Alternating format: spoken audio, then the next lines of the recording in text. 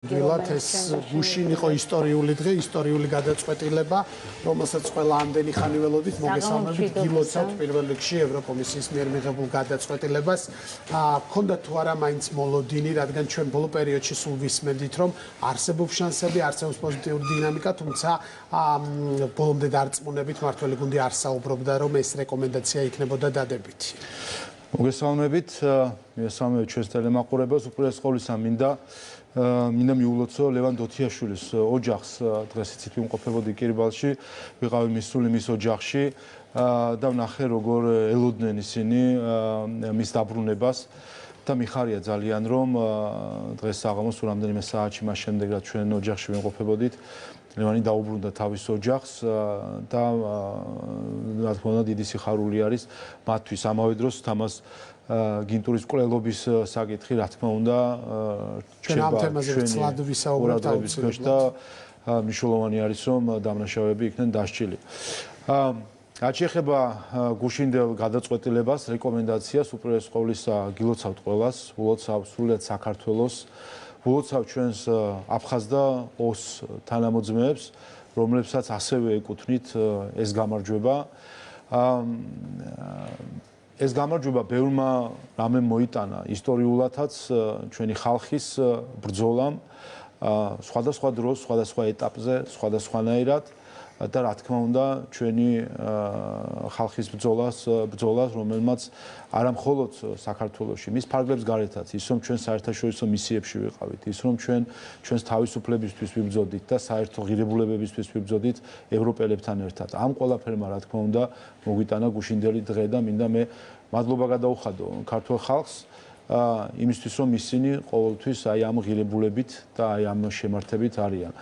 რაც შეეხება მოლოდინებს, რა თქმა უნდა, ჯერ გადაწყვეტილება კიდე არ არის მიღებული, რა თქმა უნდა, ჩვენ წინგველის დეკემბერში ევროპული საბჭოს გადაწყვეტილება, მაგრამ მოლოდინები გარკვეული პოზიტიური იყო, განსაკუთრებით მას შემდეგ, რაც უარყოფითი გადაწყვეტილება იყო შარშან ივნისში და ჩვენ ამაზე არაერთხელ გვითქვამს, რომ აუხსნელი იყო ჩვენთვის, აუხსნელი იყო ქართული ხალხისთვის და სხვათა შორის აუხსნელი იყო ბევრი ევროპელისთვისაც, ვისაც ხვდებოდით და მე სხვა დროსაც მithქვამს, რომ სხვადასხვა მიზეზი, საბაბი ახსნა მსმენია მე შარშანდელი გადაწყვეტილებისა და ზუსტადაც ის ფაქტი, რომ ეს ახსნები იყო სხვადასხვა, მიუთითებდა იმაზე, რომ არ არსებობდა ერთიანი და ერთგვაროვანი სამართლიანი ახსნა ამ გადაწყვეტილებას. ამიტომ საბოლოო ჯამში გუშინდელი რეკომენდაციით და მოსალოდნელი გადაწყვეტილებით დეკემბერში ვფიქრობ, რომ ჩვენ ის სამართლიანობა, რომელიც არ იყო მთლად ბოლომდე უზრუნველყოფილი, უნდა დადგეს საბოლოო ჯამში ქართულ ხალხთან და საქართველოსთან მიმართებით. და რა თქმა უნდა, გარდა ამისა, ჩვენ პრაქტიკული შრომა გავწიეთ ამისთვის. წელიწად ნახევარი საქართველოს ხელისუფლება მისი როგორც აღმასრულებელი ისე საკანონმდებლო შტო და მინდა განსაკუთრებული მადლობა საჯარო მოხელეებს გადაუხადა, რომელიც ამ საკითხში იყვნენ ჩართული, მუშაობდა იმისთვის, რომ ის რეკომენდაციები, რომელიც იყო დასახული, შესრულებულიყო. განსაკუთრებით ბოლო თვეების განმავლობაში ძალიან ინტენსიური გაცვლა ჰქონდა ჩვენ ევროკომისიასთან, რომ შეგვეთანხმებინა ჩვენი ნაბიჯები და ამან შედეგი გამოიღო, რა თქმა უნდა, რაც აღინიშნა გუშინაც კიდე, რომ ზუსტად აი ამ შრომის შედეგად საბოლოო ჯამში რეკომენდაცია გაიცა დადებითი. ბატონ შევ, ახლა ველოდებით ჩვენ დეკემბრის 3-ից და საინტერესოა რა დღის წესრიგით იმოქმედებს მართველი გუნდი. გაგრძელდება შეხვედრები ევროპული ქვეყნების ხელმძღვანელობასთან, ლიდერებთან და დათქმები, 9 დათქმა, რომელიც თავიდან გაიწერა, მათი ნაწილი ძველია, ნაწილი ახალი, მაგრამ აი ეს დათქმები რაიმე გავლენას თუ ახდენს საბოლოოდ ევროპული საბჭოს მიერ მისაღებ გადაწყვეტილებაზე. ხო, რომ გავერკვეთ ახლა რა ეტაპზე ვიმყოფებით. ჩვენ შარშან ივნისში მოგვეცა 12 რეკომენდაცია იმისთვის, რომ მიგვეღო ევროკავშირის წევრის კანდიდატის სტატუსი. გუშინდელი გადაწყვეტილებით და ანგარიშით ევროკომისიამ თქვა, რომ ამ 12 რეკომენდაციის შესრულების პროგრესი არის საკმარისი იმისთვის, რომ საქართველოს მიიღოს კანდიდატის სტატუსი. ამიტომ 12 რეკომენდაცია, ასე ვთქვათ, როგორც თემა ამ მხრივ დაიხურა, ვინაიდან მისი პროგრესი აღნიშნული იქნა და ამის საფუძველზე ჩვენ იმედი გვაქვს, რომ კანდიდატის სტატუსს მივიღებთ. ანუ ეს ამისთვის უკვე ყველაფერი მომზადებულია. ამასთან ერთად გაიხსნა შემდეგი კარი, რომელსაც ქვია გაწევრიანების მოლაპარაკების დაწყება და ამასთან დაკავშირებით უკვე 9 რეკომენდაცია მოგვეცა, რომელზეც უნდა იმუშაოს ჩვენმა ქვეყანამ, რომელშიც არის ნაწილი, რომელიც 12 რეკომენდაციაში ხო გარკვეული სახელმწიფოებით არის რაღაცა დამატებული. ეს არის ახალი ეტაპი. ფაქტობრივად ეს არის ის მდგომარეობა, სადაც შარშან თქვათ უკრაინას როგორც მისცეს კანდიდატის სტატუსი და შემდეგ იყო რეკომენდაციები მოლაპარაკების დაწყებისთვის. ამიტომ რა თქმა უნდა, ჩვენი შემდეგი ეტაპი იქნება სწორედ ამ საკითხებზე მუშაობა. მნიშვნელოვანი საკითხები არის, ჩვენ ფაქტობრივად რაც მოვისმინეთ, ყველაფერს რა თქმა უნდა ვიზიარებთ ეს ჩვენი პრიორიტეტებიც არის, მათ შორის 2024 წლის არჩევნების მნიშვნელობა და ვფიქრობ, რომ აქ სრული თანხმედრა გვაქვს ჩვენ და ევროკავშირს, რომ მნიშვნელოვანი ოპონენტები ამბობენ, რომ ევროკავშირი ითხოვს ხელისუფლების ცვლილებას და ზუსტად ამიტომ ჩაიწერა არჩევნების პუნქტი და იქ სამართლიანად ჩატარება. ერთადერთი ქვეყანა ამ დედამიწაზე, რომელიც სხვა ქვეყანაში ითხოვს ხელისუფლების ცვლილებას, ეს არის რუსეთი. ყველა ვინც ამას და ამიტომ თუ კი ამას ამბობს ოპოზიცია, ეს უკვე ეწინააღმდეგება პირველივე რეკომენდაციას ამ 9 ახალი რეკომენდაციიდან ანტიევროპული დეზინფორმაციის გავრცელებასთან დაკავშირებით. ის ვინც ამბობს, რომ ევროკავშირი სხვა ქვეყანაში ხელისუფლების ცვლილებაზე არის მომართული, რა თქმა უნდა, ეს ჩვეულებრივი რუსული ნარატივი არის, ისი გავრცელებაც მას. ისინი ამომრჩევლებს არწმუნებენ, რომ ქართული ოცნების პირობებში სტატუს აზრი არ აქვს. ვინაიდან ქვეყანა წინ ვერ წავა, პირიქით ეს შეიძლება სახიფათოც კი იყოს. ერთიანი მესიჯ ბოქსია. რაც შეეხება ამ საკითხს, ამომრჩევლებს, არჩევნებს, ქართულ ოცნებას, ქართულ ხალხს და ხელისუფლებას. არის ასეთი გამოთქმა, რომელიც სხვა ჩვენს ლინკოლნს ეკუთვნის, ხალხის მიერ, ხალხისთვის და ხალხისგან არის სწორედ დემოკრატია შექმნილი. იდეა არის შემდეგი, რომ ხალხი არის ხელისუფლებაში, მას აქვს ხალხის მანდატი და ის იღწვის ხალხისთვის. ეს არის გაგება დემოკრატიის. ნებისმიერი გამიჯვნა ხალხისა და ხელისუფლებისა, ეს კვლავ არის რუსული ნარატივი, ერთადერთი ქვეყანა, ეს არის რუსეთი, ვის ამას აკეთებს, სხვათა შორის საქართველოსთან მიმართებით, ზუსტად რუსული ნარატივი ერთმანეთისგან გამიჯნონ ხალხი და მისი ხელისუფლება. ამიტომ, რა თქმა უნდა, ეს აბსოლუტურად აბსურდული მსჯელობა არის, რომელშიც სურთ ხოლმე ჩვენი შეყვანა, დემოკრატიის ელემენტარული გაგება არის, რომელიც არის ხალხის მიერ, ხალხის სახელით და ხალხისთვის მართვა და ასე მართავს ზუსტად ქართული ოცნება. და ჩვენმა პარლამენტის წევრმა მაია ბითაძემ გუშინ ასეთი გამოწვევაც გაუგზავნა ოპოზიციური პარტიების წარმომადგენლებს. ეს არის ქართული ოცნების საარჩევნო პროგრამა 2020 წლის საპარლამენტო არჩევნების წინ. და მის პირველივე გვერდზე არის შემდეგი წინადადება. საარჩევნო პროგრამა ეფუძნება ქართული ოცნების პოლიტიკური გუნდის ამბიციას შექმნას ყველა პირობა, რათა 2024 წელს საქართველოს გააკეთოს განაცხადი ევროკავშირის სრულფასოვან წევრობაზე. ქართული ოცნება იყო ერთადერთი პოლიტიკური პარტია, რომელმაც 2020 წლის არჩევნებზე თავის მთავარ ამბიციად განაცხადა, რომ ჩვენ ვაპირებთ გავაკეთოთ განაცხადი ევროკავშირში წევრობაზე. არც ერთ სხვა პარტიას და მოუწოდეთ სხვა პარტიებს გაასაჯერონ კვლავ კიდევ ერთხელ საკუთარი საარჩევნო პროგრამები და გვაჩვენონ რა იყო მათი ამბიცია. არც ერთს არ ქონდა ეს ერთადერთი იყო ქართული ოცნება 2024 წელს ჩვენი გეგმა იყო განაცხადის გაკეთება. ჩვენ ახლა გვაქვს 2023 წელი, გავიდა 3 წელი და ჩვენ უკვე ერთი ნაბიჯი გვაცილებს არა თუ განაცხადს, არამედ კანდიდატობის სტატუსს. სწორედ ეს არის ქართული ხალხის ხმა. ქართულმა ხალხმა 2020 წელს თავისი უმრავლესობით მისცა ხელისუფლების მანდატი ქართულ ოცნებას აი ამ დაკვეთით, რომ ჩვენ განაცხადი გავუკეთებინა ევროკავშირში წევრობაზე, ქართულმა ოცნებამ ეს დაპირება გადაჭარბებით შეასრულა, იმით რომ ჩვენ ვიღებთ კანდიდატის სტატუსს. ასე მოქმედებს დემოკრატია და რა თქმა უნდა, ასე გავალთ ჩვენ 2024 წლის არჩევნებზე ამ შესრულებული დაპირებით. თქვენს მოისმენდით, რომ ოპოზიციისთვის საკმარისი არ არის კანდიდატის სტატუსი, ისინი ახლა საყვედურობენ, რომ საქართველოს დაკარგა ერთი წელი თქვენი დამსახურებით, რადგანაც ტრიოს ყოფილი წევრები უკვე მოლაპარაკებას ხსნიან, ასე ვთქვათ, იწყებენ აი ამ ახალ პროცესს ევროკავშირთან და ჩვენ ვართ ჩამორჩენილი ტრიოში და სტატუსის ამარად დავრჩით, ხო? როგორ აფასებთ ამ მოცემულობას ის რომ ერთ დროს ლიდერები ვიყავით და ახლა ერთი ნაბიჯი. ხო, ოპოზიცია იმასაც ამბობდა, რომ ქართული ოცნება ქვეყანას რუსეთში მიაქანებს და აი უცებ აღმოჩნდით ევროპაში. აი ხო და რანაირად ეშლებათ ეს ორიენტაციები ძალიან მიკვირს, ვეღარ არკვევენ საით არის დედამიწის სხვადასხვა მიმართულება.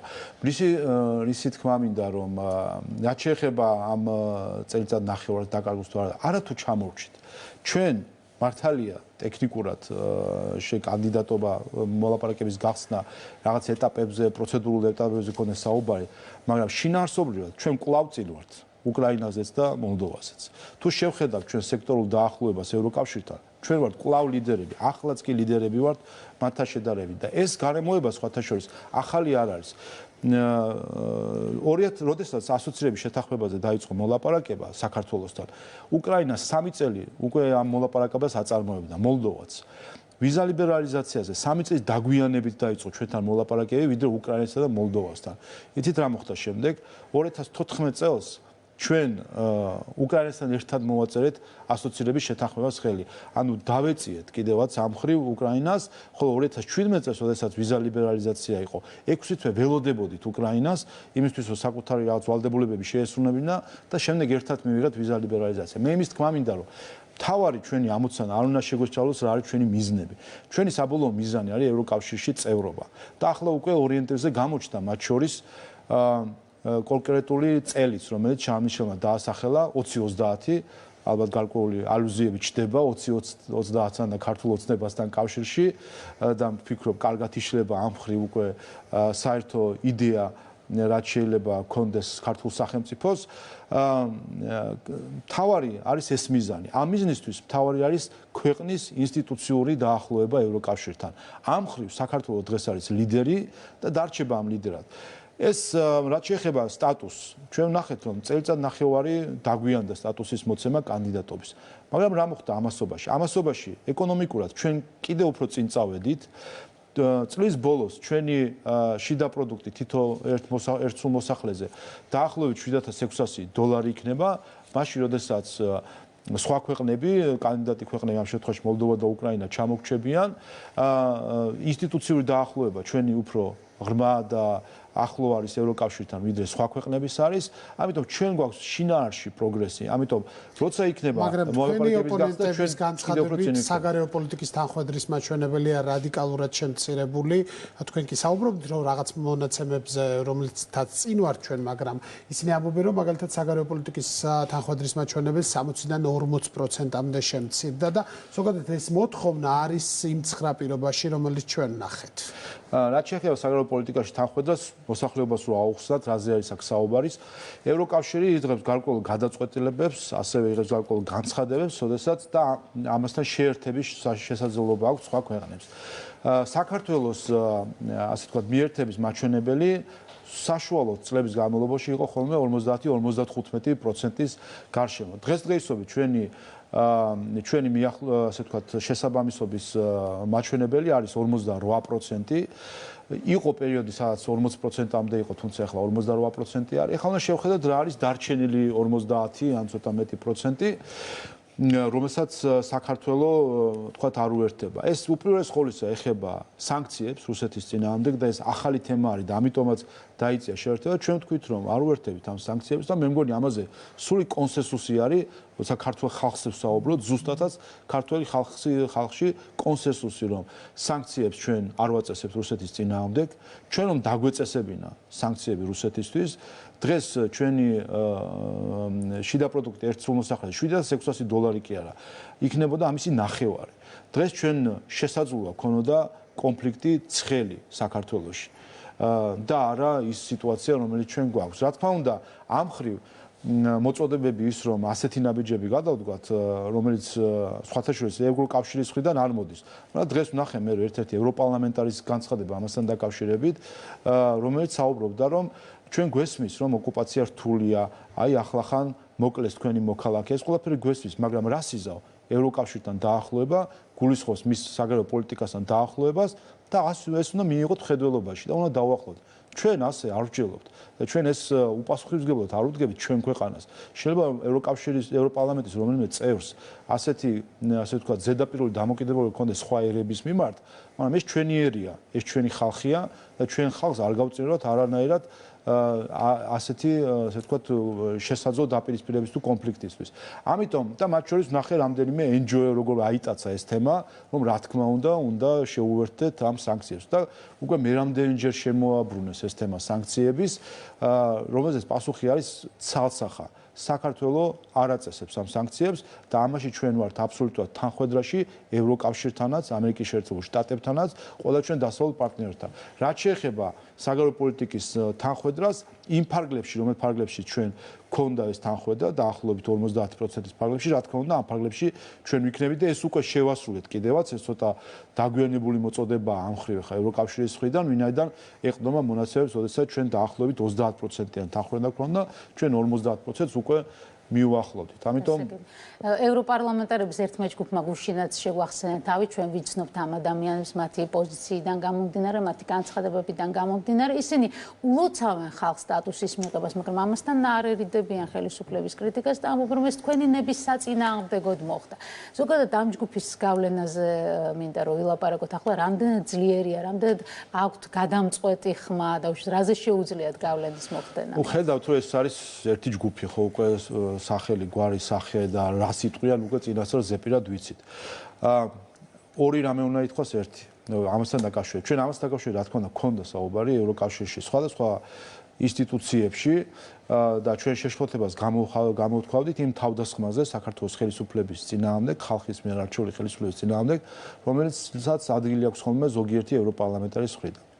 პირველი, ევროკავშირის ოფიციალური სტრუქტურები ყოველთვის ხაზს უსვამენ, რომ ცალკეული ევროპარლამენტარი არათუ ევროკავშირს არ წარმოადგენს, ევროპარლამენტსაც არ წარმოადგენს. ერთადერთი, ვისაც ისინი წარმოადგენენ, ეს არის საკუთარი თავი, წერტილი. მეორე, ეს ევროპარლამენტარები არიან არჩეული კონკრეტული წევრი ქვეყნებისგან. ჩვენ რა თქმა უნდა, წევრი ქვეყნებთანაც ქონდა ამაზე საუბარი, რომ მათი ხანდახან ხელისუფლებაში მყოფი პარტიის წარმომადგენლები ევროპარლამენტში თავს ესხმიან, დეზინფორმაციას ავრცელებენ ხალხის მიერ არჩეული ხელისუფლების წინააღმდეგ. ამ ქვეყნების წარმომადგენლები ჩვენ მივიღეთ ცხადი პასუხი. ეს ადამიანები არ წარმოადგენენ კონკრეტულ ქვეყანას, ეს ადამიანები წარმოადგენენ მხოლოდ საკუთარ თავს, წერტილი. ამიტომ რა თქმა უნდა, მე მგონი ქართველმა ხალხმა უკვე კარგად გაიგო რა არის მათი კონტაქტები, რა არის მათი მიზნები, ვინ არიან მათი მეგობრები. ყველა დარწმუნდა რომ მათი მეგობარი არ არის ქართველი ხალხი, მათი მეგობარი არის მიხეილ სააკაშვილი და ეს არის რაც მათ ამოძრავებს. ამიტომ ზედმეტ ყურადღებას მე პირადად არ დავუთმოდი ამ განცხადებებს, ერთ-ერთი აღნიშნავდი, რომ აქაც მეორდება მე მგონი შარშანდელი გადაწყვეტილების შემდეგ, როდესაც დეპოლარიზაციის რეკომენდაციას რამდენიმე NGO მოაყოლა პოლარიზაციის აქცია და ხელისუფლების გადადგომის მოთხოვნა, ეხლა ჩვენ ხედავთ, რომ დეზინფორმაციის მოწოდებას და დეზინფორმაციას და ბრძოლის მოწოდებას მოჰყვა დეზინფორმაცია და თავდასხმა ზოგიერთი ევროპარლამენტარის მხრიდან. ჩვენ უნდა ვისაუბროთ კირბალში მომხდარ უმძიმეს შემთხვევაზე, რუსი ოკუპანტების მიერ მოკლულ თამაზ გინტურზე. პირველ რიგში მთავარი კითხვა ასეთია, რას აკეთებს ახლა ხელისუფლება იმისთვის, რომ სამართლიანობა აღსრულდეს, რომ დაისაჯონ გინტურის მკვლელები, რა მოლოდინი გაქვთ პირადად თქვენ და ჩართული არიან თუ არა საერთაშორისო პარტნიორები ამ პროცესში, რომ მოხდეს მკვლელების დასჯა? თავისთავად თქვენ ნახეთ თუ რამდენად სწრაფი, ადეკვატური და გარკვეულწილად ეფექტიანიც იყო ხელისუფლების რეაგირება იმ მხრივ, რომ ჩვენ დაკავებული მოქალაქე დავიბრუნეთ და ეს დაუბრუნდა ოჯახს და ამ მხრივ თავარი საზრუნავი ხა რა თქმა უნდა ეს იყო რომ ჯანმრთელად და დაბრუნებულიყო ჩვენი მოქალაქე სახლში. მკვლელობას რაც შეეხება იმავე ღამეს შედგა შეხვედრა მათ შორის მონიტორინგის მისიის მონაწილეობით და მთავარი მოთხოვნა რა თქმა უნდა ჩვენი არის რომ დაისაჯონ მკვლელები და ამას რა თქმა უნდა ყველა ფორმატში ჩვენ ამ საკითხს დავაყენებთ და ყველა ინსტრუმენტს გამოვიყენებთ იმისთვის რომ ეს მოხდეს. ჩვენი ინსტრუმენტი რა თქმა უნდა უპირველეს ყოვლისა არის საერთაშორისო ზეწოლა და ასევე რა თქმა უნდა მოთხოვნები იმ ფორმატებში რომელიც ჩვენ გაგვაჩნია. ზოგადად და დღეს ვიმყოფებოდი კირბალში და მართლაც ტრაგედია ის ადამიანური ტრაგედია, როდესაც ეს ადამიანების სიცოცხლეს ეხება და ეს არის ქვეყნის ტრაგედია, რაც ჩვენ ოკუპაციის სახით გვაქვს. მართლაც ხელის გაწვდენაზე არის ის სალოცავი და წარმომიდგენია მე იქ ცხოვრები ხალხისთვის რას ნიშნავს ეს, როდესაც შენი ისტორიული ეკლესია, სადაც შენი წინაპრები დადიოდნენ. ასე ხელის გაწვდენაზე არის პირდაპირ და არ შეგიძლია მიუახლოვდე მას, იმიტომ რომ საოკუპაციო რეჟიმს აქვს გადახერგილი შენთვის იქ მისასვლელი გზა.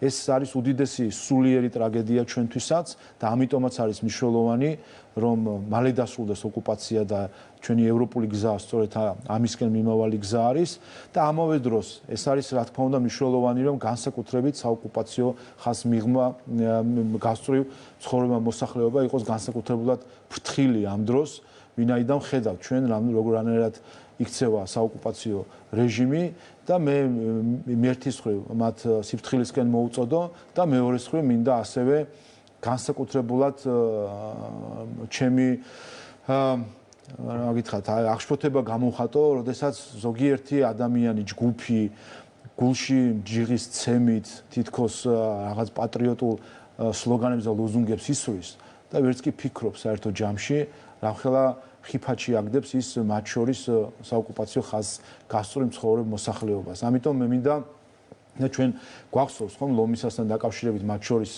ლეთასთან მდებარე ლომისა მაშინაც გააქტიურდა ეს თემა კირბალთან დაკავშირებით და მინდა რომ კიდევ ერთხელ ყველა სიფრთხილისკენ მოუწოდო ოკუპაცია ეს არის მძიმე ტვირთი რომელიც ჩვენს სახელმწიფოზე არის და მნიშვნელოვანი არის რომ ეს ოკუპაცია ისე დასრულდეს რომ ჩვენ არ გქონდეს დამატებითი მსხვერპლი ჩვენს მოსახლეობაში, ამიტომ ამას ჩვენ აუცილებლად მივაღწევთ, მაგრამ სწორედ ამისთვის არის საჭირო ბრძნული სიარული იმისთვის რომ ოკუპაცია დავასრულოთ დამატებითი მსხვერპლის გარეშე. იცით, უხერხულიც კი არის ამ ტრაგიკულ დღეებში ამ თემაზე საუბარი, მაგრამ ალბათ მაინც უნდა ითქვას, რომ ოპოზიცია არ მოერიდა ამ თემით სპეკულირებასაც და არაერთი განცხადება მოვისმინეთ იმის თაობაზე, რომ პრაქტიკულად შეტევა იყო მშვიდობის იდეაზე, რომ აი ეს არის დღევანდელი ხელისუფლების მშვიდობა და ახლა რომ ისინი ყოფილიყვნენ ხელისუფლებაში, ასეთი რამ არ მოხდებოდა, რომ ისინი ღირსეულად დაიცავდნენ საქართველოს მოქალაქეებს. თქვენ როგორ აფასებთ ამ განცხადებებს? მათ არათუ დაიცვეს. რაც გააკეთეს მათ პოლიტიკურმა ხელმძღვანელობამ 2008 წლის ომის დროს ყველამ კარგად დავინახეთ და ყველამ კარგად ვიცით და ყველას კარგად გვახსოვს. ამას რა თქმა უნდა ქართველი ხალხი ნაციონალურ მოძრაობას არ დაუვიწყებს პოლიტიკური ხელმძღვანელობის იმ ქმედებებს იმ დღეებში რომელიც მათ ჰქონდათ. და არათუ არ დაიცვეს და ვერ დაიცვეს.